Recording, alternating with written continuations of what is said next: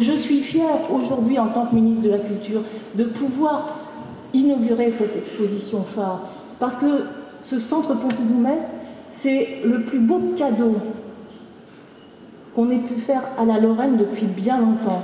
Et aujourd'hui, l'un des plus beaux cadeaux que nous fait le centre Pompidou-Metz depuis chef-d'œuvre s'appelle Phare.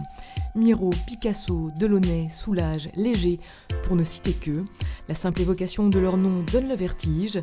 Réunies sous le même chapeau chinois, les 18 œuvres de ces 18 figures de l'histoire de l'art du XXe siècle composent une exposition éblouissante, chavirante, marquée du sceau de la rareté.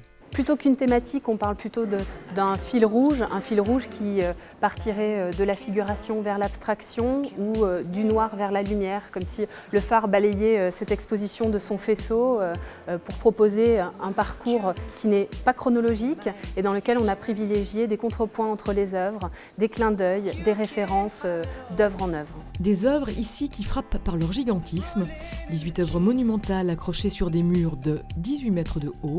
Seule la grande nef du centre Pompidou-Metz pouvait se le permettre. Vraiment la force de ce projet-là, c'est de pouvoir montrer des œuvres qu'on ne s'attend pas à voir, qu'on a peut-être parfois oubliées et qu'on redécouvre à cette occasion de manière tout à fait sublimée.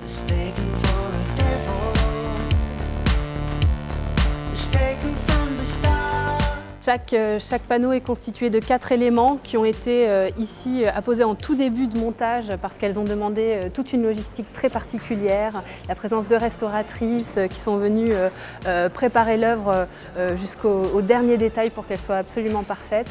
Et en cela, déjà, je crois que cette exposition vaut le coup d'œil.